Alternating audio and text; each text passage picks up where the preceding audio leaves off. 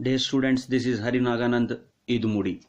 I am going to dictate a passage relating to shorthand, that is 80 words per minute. To get updates with regard to shorthand, please subscribe my YouTube channel. My channel name is Naganand Edumudi. 5 seconds. Start.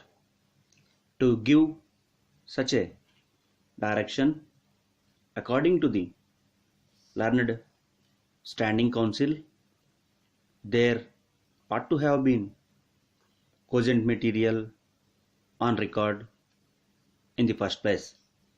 The learned standing council has strenuously contended that time and again the courts have held that in the matter of discipline, the employer ought to be given sufficient leverage to take a particular course with regard to misconduct, lest it should lead to administrative problems, which is not appreciated by the courts of law.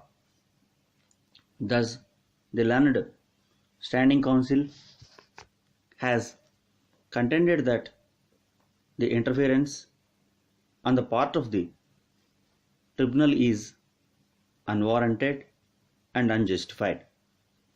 The learned standing council has further submitted that though section 11A is expansive in nature, still there is no express statutory empowerment of the tribunal to substitute the findings of the disciplinary authority, and especially to have the order of punishment modified in a manner not contemplated in law. According to the learned standing council, the tribunal, which is a quasi-judicial authority, is incapable of substituting punishments. In other words, the punishment of compulsory retirement is not an enumerated punishment to be awarded.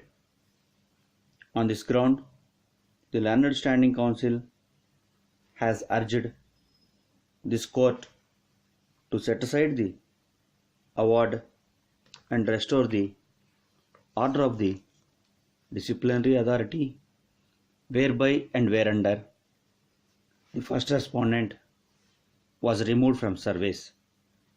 The learned council for the respondent number 1 has placed reliance on a judgment reported in S. Shivaji versus Chairman cum Presiding Officer, Industrial Tribunal Court, Labor Court, Visakhapatnam, and has contended that the award of the tribunal is unassailable and doesn't call for any interference. Had the learned standing council for the petitioner corporation and the learned council for the first respondent, apart from perusing the record. In the first place, the issue to be addressed is whether the industrial tribunal is empowered to impose a punishment in the nature of compulsory retirement in place of termination of service.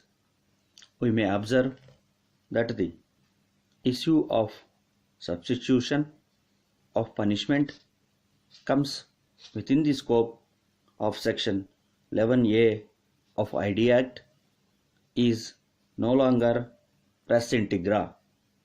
On more than one occasion, this court has held the powers to be exercised by the Industrial Tribunal under Section 11A of the Act are quite expansive in nature, and when the punishment is shockingly disproportionate, it lies well within the jurisdiction of the tribunal to substitute the punishment imposed by the disciplinary authority with the one which well accords with the charge of misconduct.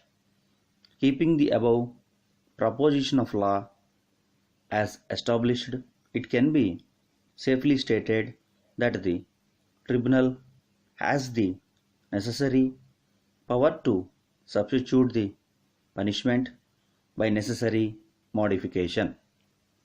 The next question that falls for consideration is whether the modification of the punishment imposed by the disciplinary authority is justified under the facts and circumstances of the case. While coming to the reasoning that has weighed with the tribunal, it may have to be appreciated that the security guard, who was not an eyewitness, reported the issue to the authorities, and thereby a needle of suspicion was turned towards the petitioner. Though the driver and conductor deposed that they saw the petitioner placing something in the bus, they remained quiet till they were called to depose. Under these circumstances, the tribunal has felt that any amount of suspicion would not equal an ounce of proof which actually is required to drive home the guilt of the delinquent facing the charge of attempted theft. It is axiomatic that the graver the charge, the more proof it requires. Therefore, the tribunal has, in my considered view, concluded that the said finding of the disciplinary authority at best was a mere conjecture. The observations are with a telling effect. Extreme care ought to be taken before inflicting a major punishment such as removal from service.